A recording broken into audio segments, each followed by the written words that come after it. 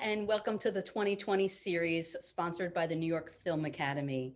The 2020 series are conversations and shop talk with amazing creative visionaries from all sorts of walks of life in the entertainment world. We'll do 20 minutes of talking, questioning, myself learning with our amazing guest, and then 20 minutes of answering any questions that you guys have.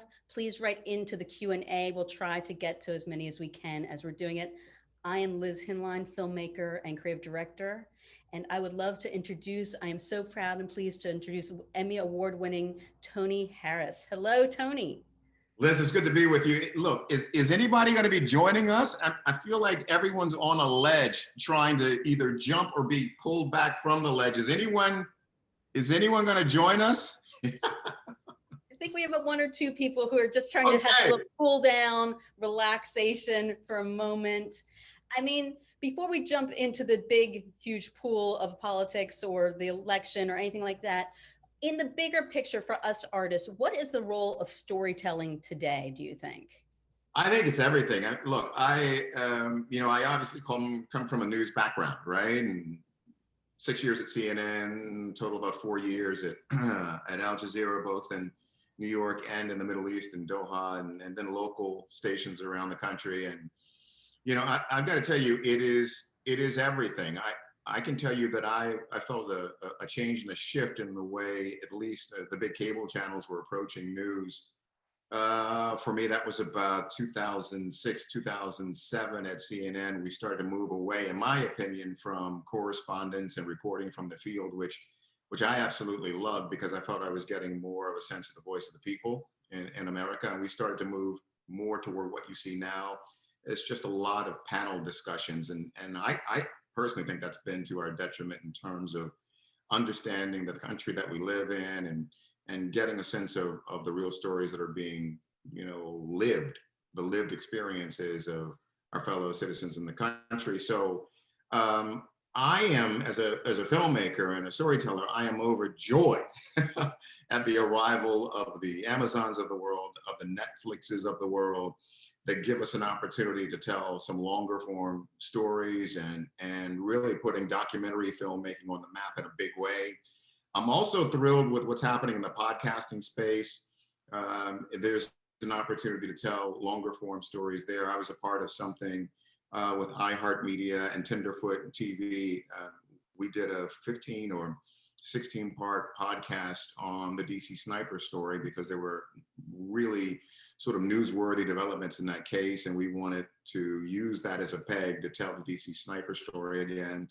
And that turned out to be an amazing piece. I wasn't familiar with the podcasting space at the time, but that turned out to be a success that I did not see coming. So, while the news space is I think a bit challenged for real storytelling, with not as many opportunities to tell long form stories, there's some new opportunities out there that I'm really excited about, and I think every filmmaker that loves storytelling should be excited about.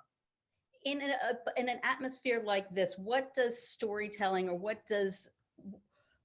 how does that help us as, let's say, even today as a nation? It's a lived experience. I mean, it is from my perspective, it is, and I come at this from most recently pretty heavy background in true crime reporting.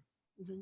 And what that has shown me and displayed to me is that if you can sit down across from folks, and I'm speaking specifically now from the true crime area, and talk to people about the worst day of their lives when their families have in some way, shape, or form been destroyed by crime, it opens up so much. And if you can do that with empathy and make a real connection, I think the things you learn about people's lives are amazing. And so I just think that there are a ton of stories that are being underreported right now.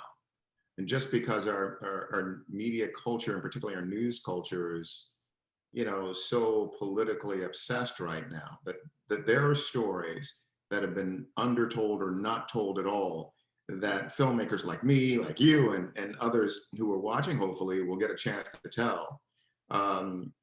that are going to be really impactful and will give you the story behind the headline, right?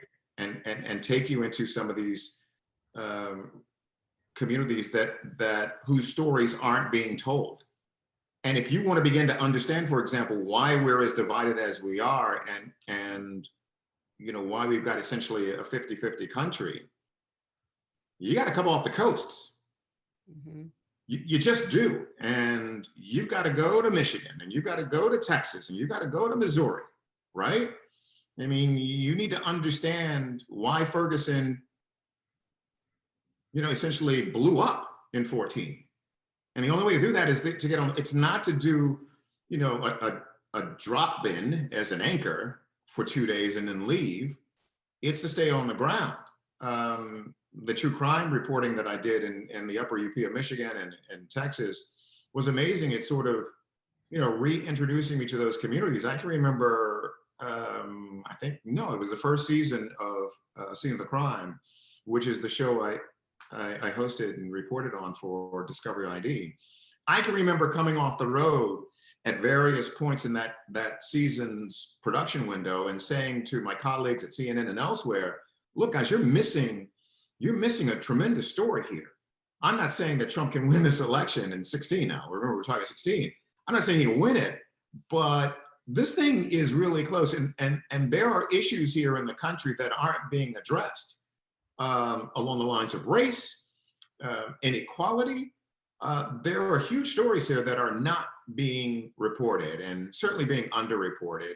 And, a lot of that screaming, yelling I was doing was falling on deaf ears.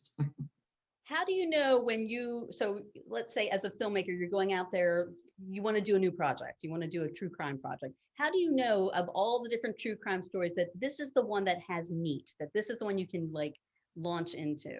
Well, I will tell you, I'm working on something now with a terrific company in Los Angeles, Radley Studios, that I think has the possibility and the chance to move the needle a little bit. And the thing that struck me about this particular story as a true crime story, but beyond that, is that in the world of true crime, as an example, the heroes of the story oftentimes are the homicide detectives. And I'm working on a story out of Baltimore about the death/murder of a homicide detective. But what's amazing about that is, and any filmmaker, any storyteller will say this to you, how many layers deep can I go with this story, right? And so the first level of this is a whodunit murder mystery kind of story. The second level on this, in this case, is police corruption. The third level on this is a criminal justice story, right? And so this story that we're working on just gets deeper and deeper. It's beyond the first level. And we're about 4 levels in, where we have 3 plausible scenarios to explain the death of this homicide detective. And in the course of peeling back those layers, we can explain to you why the Freddie Gray riots happened. We can explain to you, for example, why the gun trace task force, the biggest corruption scandal in 25 years, happened in Baltimore, just from this starting point. And as a filmmaker, storyteller, where you enter these stories is really important, and finding a unique and interesting way of entering these stories, particularly when you're telling deep and complex stories, is so important. And knock wood, I think we found one with this story. But that's what I'm looking for. Is I'm always looking for complexity. I want 3-4 levels deep. If I can get deeper than that, fine. If it's confusing, it's my job to sort it out for the viewer. I love that. It reminds me of New Yorker magazine articles where you think it's about bees and then it's about humanity and the universe and UFOs. But well, it's like the arguments we sometimes have with our spouses or significant others. You think you're arguing about, hey, you didn't put the lid down on the toilet. What you're really talking about is the connection that one or the other feels is missing, right? Totally. Yeah.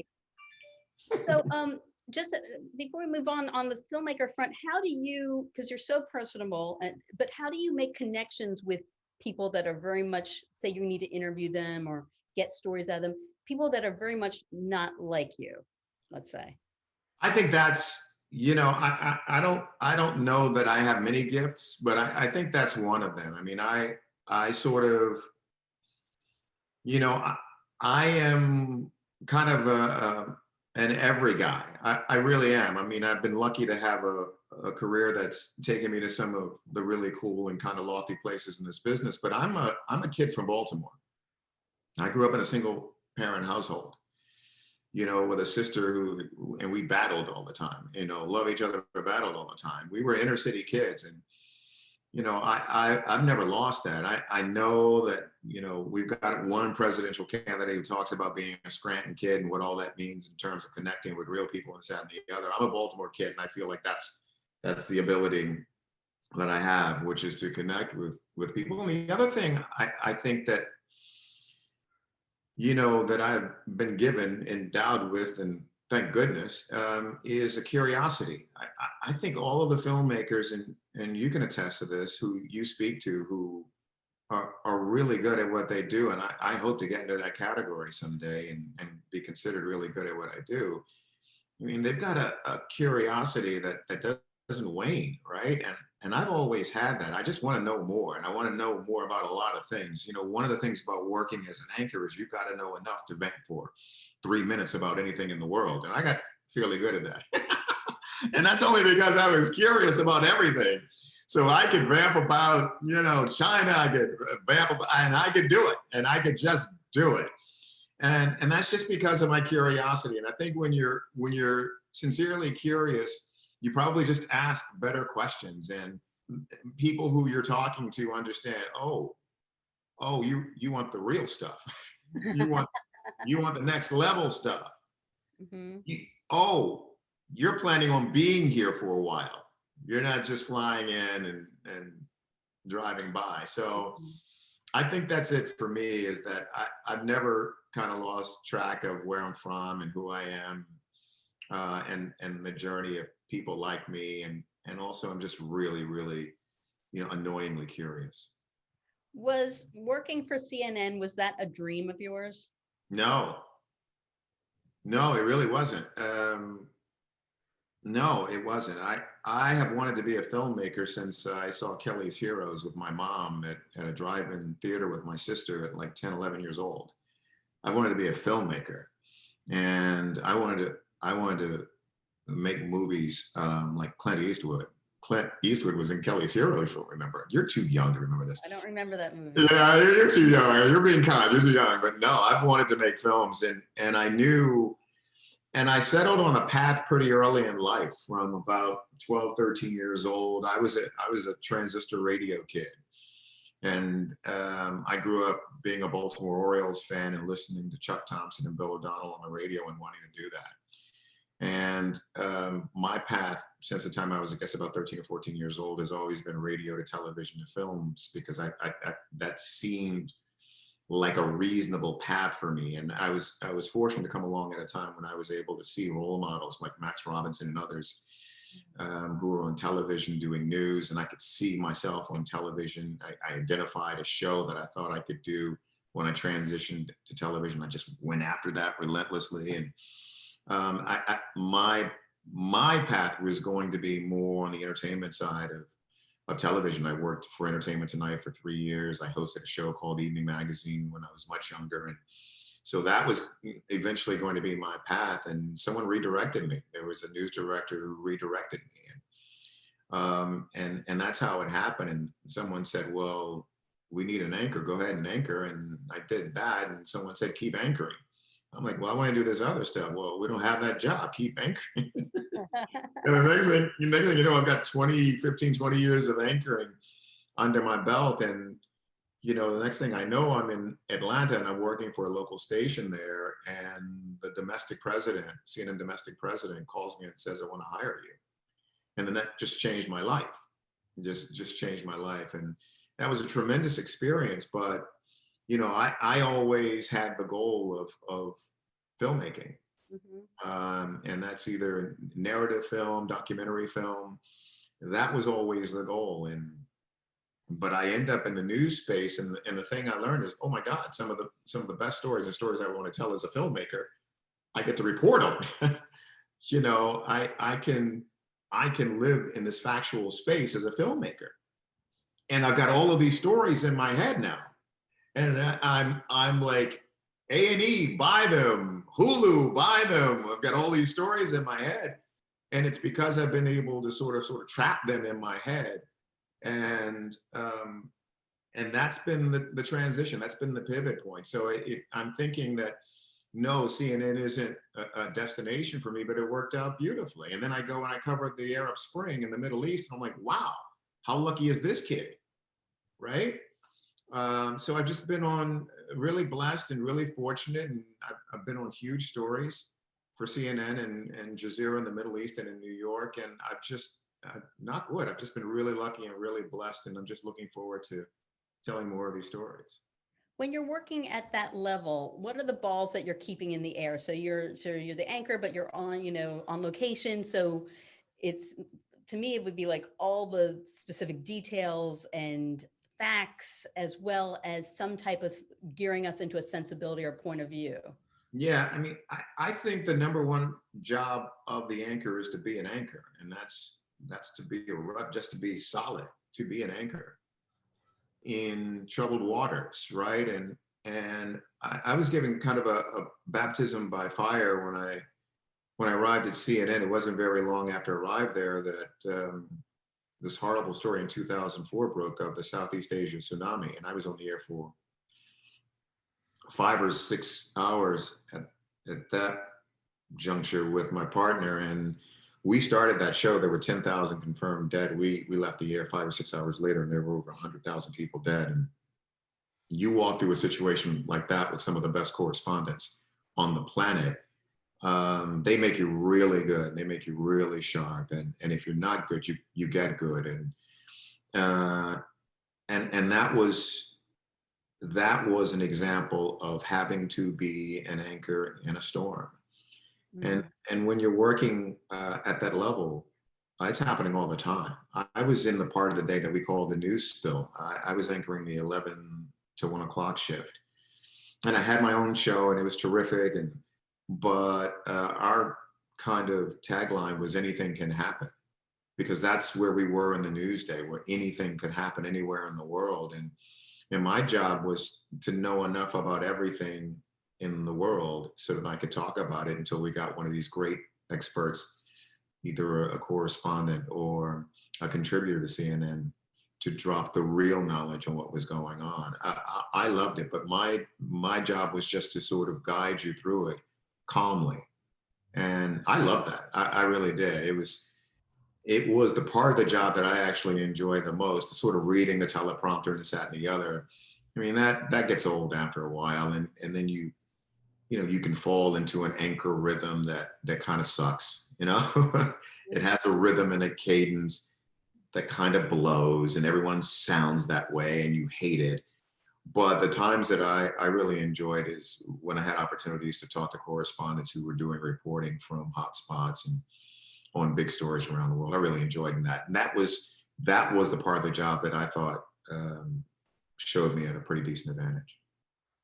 Oh, that's amazing. And just, I'm curious, the on-air Tony anchor, is that different from the off-air making, Well, I curse a lot more off air. I'm just surprised I haven't cursed so far. I was cursing like crazy in the earlier conversation I had today with students from Pace University here in New York. And I think it was just the anxiety of the election. It just got to me, and I wasn't the anchor. But no, I think that's the trick of it. I think the trick of it for me is I want to be who I am when I'm on the air, and I want to be who I am when I'm off the air. I want to be the same guy. And that's one of the hardest things to do in this business, I'll tell you, Liz, is to be kind of your authentic self on television. Be that same person. It's really tough to do. There's some people who do it really well. But that's the trick of it, and that's what I've always worked toward. Who would be an example of people that do it well in your mind? We actually have more people, and I'm jumping outside of the news space now, because we've got YouTube and all of these other, user generated content sites and everything. And we've got a lot of people now who are really good at sort of expressing themselves and being who they are authentically. And that's what we're talking about. Right. Be who you are authentically. And we are living in an amazing time when there are more people who are able to, put their real personality on camera. On the news side, I think folks look to Gayle King. Gayle has been Gayle since she was in Baltimore working with Oprah. and that's who she is. I think of some of the folks who I grew up watching. I thought Peter Jennings was really, really amazing to watch. Brian Gumbel is a hero. I love that he's still, teaching me with real sports over at HBO. But those are the people that I watched growing up, and in many ways still are kind of a model for me in how to, be more of my authentic self, on television. I can't be as authentic as I'd like to be, or I'd be cursing a lot and I wouldn't be on television. Mhm. Got it. Exactly. So we have a bunch of questions here. So I'm just going to jump in with one or two. So Sure. Joseph asked, Tony, do you see any possibility for quote unquote newscasting to get back to news? I grew up with respect for the news, but no longer have confidence it won't be distorted. We're in a really difficult time right now. And that's a great question. It was about, I think I mentioned to you, I don't know if I mentioned this to you when we were talking earlier, Liz, but it was about 2007 or so when I saw my place, CNN, changing over from reporters doing real news, the kind that you're talking about, and bureaus where we were doing real news. And I saw that shift to more of these panel discussion shows. And it wasn't a move that I think even to this day that we're the worst for it. We shut down bureaus, and it was just, I think, to our detriment. Do I think we will get back to that? The economics of the business say no. That's my honest assessment of it. I would love it. I love that Shepard Smith is doing a straight ahead newscast for CNBC. I plan to watch a lot more of that because that's what I grew up on and that's what I enjoy. I think that there is the consolidation in the business right now has, and I don't mean this disparagingly. I mean, I think the accountants are driving a lot of the business decisions, and the executives are listening to folks who are, shareholders, this, that, and the other of these big conglomerates. And I just think that there is an emphasis on eyeballs and clickbait, and that drowns out a lot of real news. One of the reasons that, I made a decision that a lot of my peers disagreed with and going to Jazeera. The reason I made that decision is because I couldn't find another outlet where I wanted to work and wanted me to work with them where I could do real news, right? And Jazeera was a place, for all of its difficulties and all of its perceived difficulties that aren't true in many cases, that was a place that was doing real news, and it had a global footprint. Yes, it was a pan-Arab station, but it had a global footprint in the United States and Asia and in Europe. And it was working the biggest story on the planet at the time. And what I loved about those days is that Andrea Mitchell and others I would get notes from occasionally were watching what we were doing. We knew that during that period of time, the Obama administration was watching what we were doing. We were leading the news parade at the time, and we were doing real news. So the short answer to that is I don't think so for a while, and the longer, more complicated answer is because I think there's just a lot of media consolidation, and there's a lot of counting of the bottom line going on.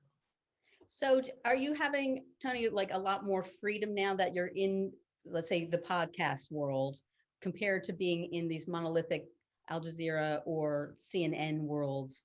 Are you finding that that's really expanding your creative storytelling? Yeah, I mean, I think that the challenge is always going to be for anyone in this space and the filmmakers that you talk to, and it's getting people to see the value of the stories you want to tell. So we're all in the business of filmmakers of finding the dollars to do what we want to do, to tell the stories that we really believe in. And that's going to, I guess, always be the challenge. I think that the wonderful moment that we're in now is that there are other outlets that have come online that give us an opportunity to tell our stories. But yeah, I think that I sleep a lot better. You know, I'm broker, right? I mean, the anchor desk has some perks. And one of those perks is that you get a really nice salary. But I sleep better, I'm happier, and I feel like I'm able to attempt to tell more of the stories that I think are really important. You know, if I've got the right partners on board, and knock wood, it looks like more and more of those partners are at least looking my way. So that's exciting. Well, and tell me more about the podcast world and No, and what you've in podcasts and what you've enjoyed I'm about. so bullish on it. I'm so bullish on it. You know, the only area of concern I have in podcasting is, you know, some of the same profit-driven decisions I feel are starting to show up on that side, where we're doing more conversation shows. You know, you put your money into a host and that host's contact list, right? Mm. Who can that host get on to talk for an hour with you? You know, the Joe Rogans of the world are able to draw huge audiences. So why would you pay the extra money to do a narrative show? Let me just find the next Joe Rogan. But I think the real power of the space is in what you can do with narrative storytelling. I love it. I want to be in that space for as long as I can be in that space and have something to contribute to that space. I think it continues to be a growing space, even though it seems like everybody and their brother and mother has a podcast right now. 800,000 or so podcasts on the planet. How do you break through? You know, there again, you've got to get the partnerships right and the co-pros right. And then you got to get the essential element, which is the story right. And so that's what I hope to continue to do, is to find those stories, be directed to those stories, and you know, make my own little mark in that space, because I think it's wonderful. Again, so many stories are being overlooked now by mainstream media, and podcasting is a place for us to tell those stories. Um, Fantastic. Adita, and I just bastardized your name, my friend. What should be kept in mind while making a documentary film on a current happenings of a country which we are going to affect, which is going to affect the country for a long time? Basically, she's asking, how do you get people to give interviews? Oh, that's, you know, I mean, it's persistence, right? It's some of its reputation. And, you know, I have a slight advantage, not a huge advantage, but a slight advantage. I mean, it's a pretty decent CV, right? And I can send folks a link to my work and show them the kind of work that I do and the kind of work that I like to do, and give them a sense of who I am as an interviewer and a storyteller. And that really helps a lot, right? So where I can, I sort of take advantage of that advantage. And then the other thing is just persistence. And it's just sort of, you know, trying to meet people where they are, being honest with them about the story that you want to tell. And I believe in that transparency. I believe that you have to be as transparent as you possibly can when you're working through these story elements and trying to line people up. And that's what I try to do. And so far it's worked out pretty well. You know, we were really very successful with the ID show that I did for a couple of seasons there. And before that, the Hate in America show, we were able to get most of the people that, you won't get everyone, it's not 100% thing, but we were able to get a lot of the people that we needed to make the story. And again, it's not just me. Who's your distribution partner? Who's your channel? You know, in essence, who's cutting the check for you? It helps to be, you know, Tony Harris working with Discovery ID, part of the Discovery family, right? It helps to be Tony Harris working with Bradley Studios with 2 or 3 Netflix films under their belts, right? And Netflix supporting the film. So a lot of this is the team that you can bring together, the distribution platform you can bring together, because people are really savvy in this documentary space right now, and you know, they want to know who's partnering with you on that, and they're making decisions as to whether or not they cooperate with you based on, you know, the status and stature of your team in many cases. But say you're like indie filmmaker hustling it around, what you talked to also, Tony, was persistence. Yeah. You know, Oh, you can do it. yeah. Yeah, yeah. Oh, you absolutely can do it. We did a little independent film. You know, we had a decent platform. This doesn't really count, but you know, to be able to be an independent filmmaker, and you know, you still have to try to find some funding from somewhere, or you do it yourself. It's a hustle, it's a grind, but you don't, you know, I think we do this because we're called to do it. I don't think we do this and take on this hustle and this grind because we think we're going to be rich and famous doing this stuff, right?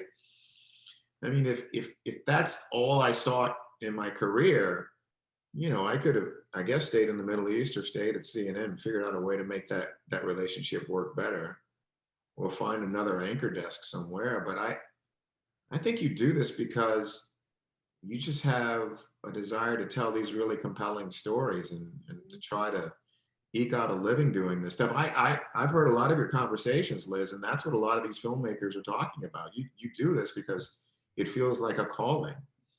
And you know, 4 or 5 years ago for me, I decided, you know, let's transition. We're either going to do it now or we're not going to do it at all. And the last thing I want to do is live with, you know, woulda, coulda, shoulda, and regret. So I think you do this because you feel compelled and called to do it. And you know, until I'm saying welcome to Burger King, can I take your order? I'll continue to do it. That's great.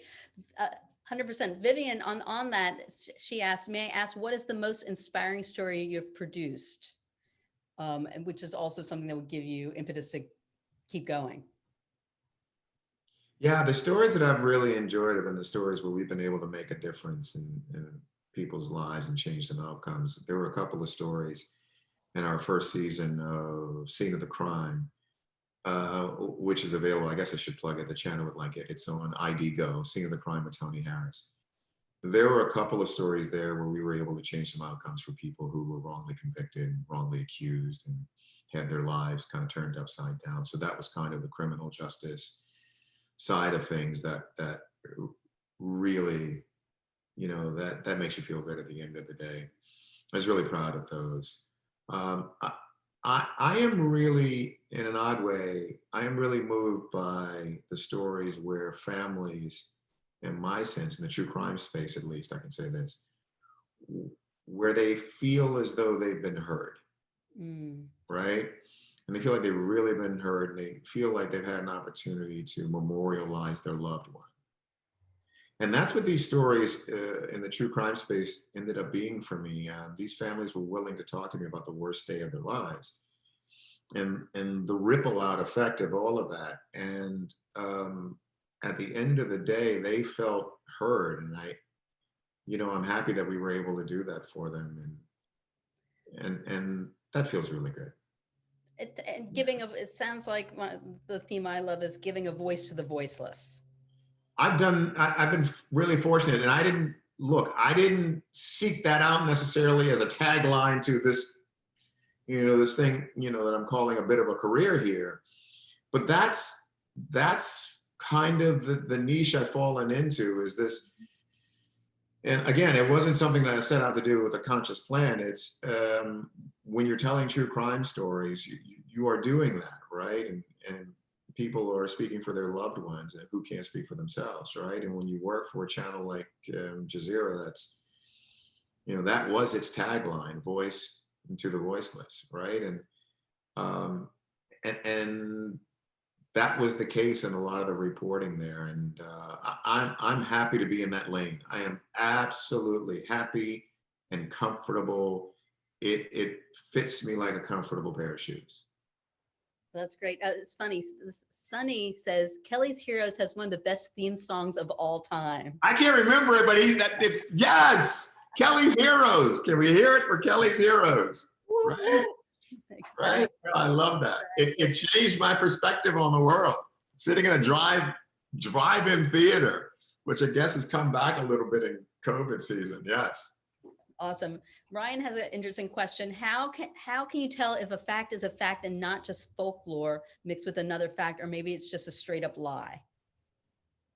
Well, that's what you guys pay me to do. I mean, that's what you pay me to do. I mean, that's suss that out, to tease that out, to do the resources, to do the deep dive. It's called investigative journalism for a reason. Mm.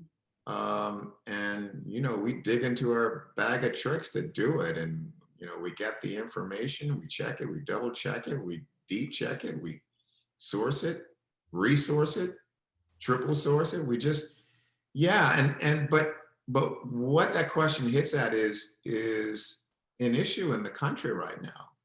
We have gotten to a place where our media ecosystem is so, it's just siloed. What do you mean by that? Just siloed. Well, everybody's going to their own corners, right? And if you've got liberal leanings, you're watching MSNBC, maybe you're watching CNN, you're reading the New York Times and the Washington Post. If you're conservative, you're going to websites like Town Hall, the Daily Caller, you're listening to conservative radio, and you're watching Fox News.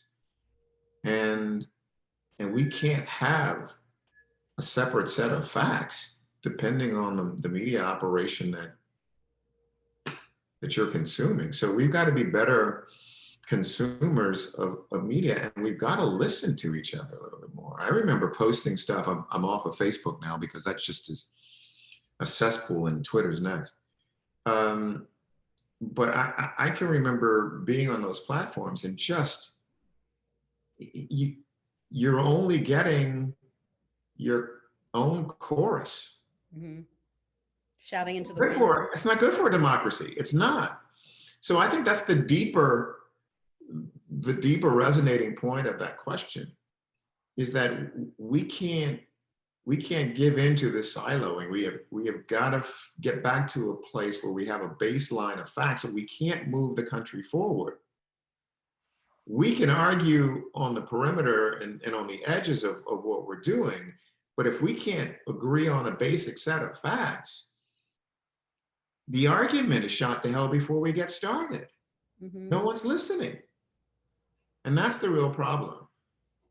So I think that's the bigger issue in that question. That, and it sounds like also the fast news turnover, that it's so here gone.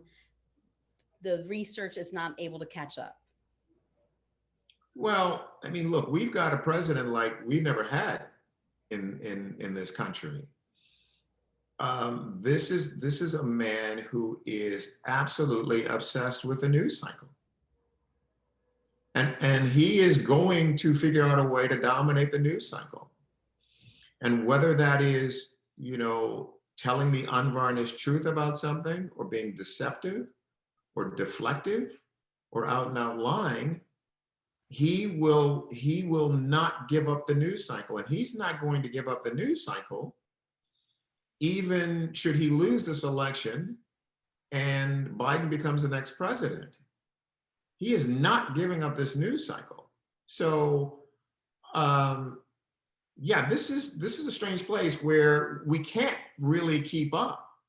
And again, if you're not working from a base, if one side is, if you're saying to someone, here is all the empirical evidence that what this man is saying is factually, demonstrably wrong, and you've got 45% of the country that thinks you're lying, we're in a bad place, Liz.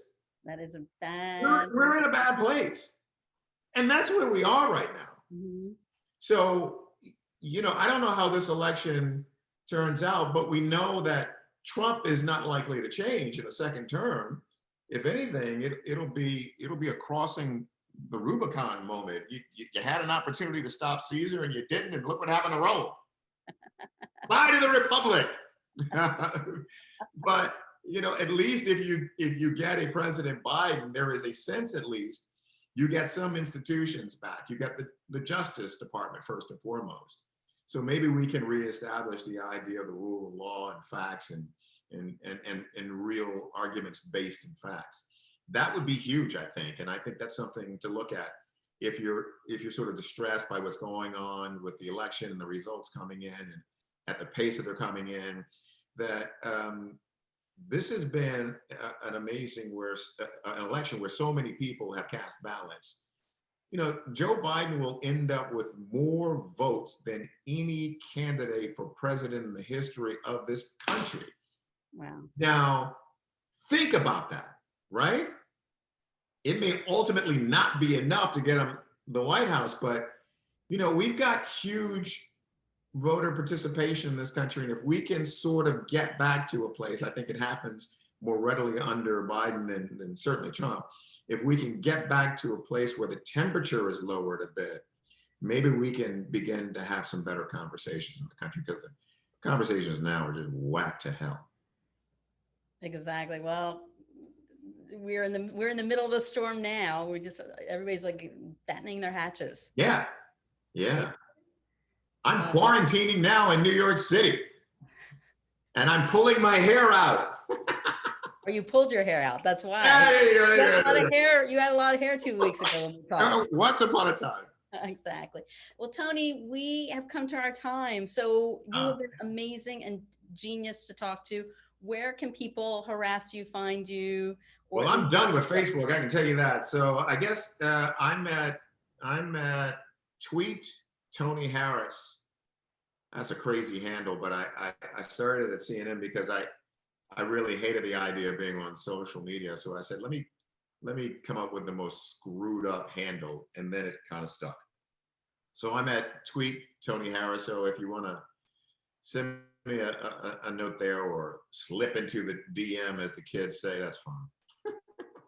That's fantastic. And what show can we be watching of yours now? So coming up next week, we start shooting a show for the History Channel called The Proof Is Out There. I don't even know what the air date on it is, but happy to say we got a 10-episode green light for the first season of the show. If you guys watch it, you know, we can do up to 20 or 30 of those shows in the first season. Yay, yay, yay. But yeah, I'm happy to be working with the History Channel and certainly with the A&E family, and looking forward to doing, you know, many projects with them. But that's something that I start shooting in next week. Fantastic. Yay, yay jobs. Yay jobs. Yay jobs. We love jobs. So that's it, folks. Thank you so much. Thank you, Tony. Thank you, New York Film Academy, for hosting the 2020 series. And everyone, please stay safe, and we'll see what happens. Peace out. Thanks, Liz. Bye.